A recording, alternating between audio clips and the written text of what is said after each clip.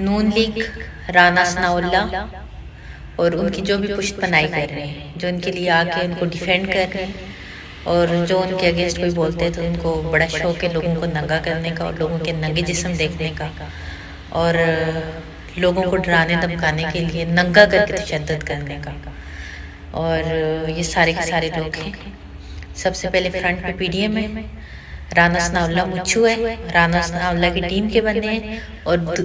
ان کے ساتھ ملے ہوئے، کیونکہ پی ڈی ایم اکیلے یہ نہیں کر سکتی، وہ اتنے ڈرپوک ہیں، اور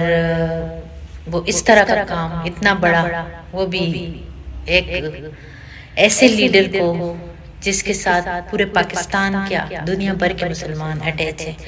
اور ان کی ضرور کوئی نہ کوئی پشت پناہی کر رہے ہیں، اور پشت پناہی جو کر رہے ہیں، جو ان کو بیک پہ سپورٹ کر رہے ہیں، وہ سب بھی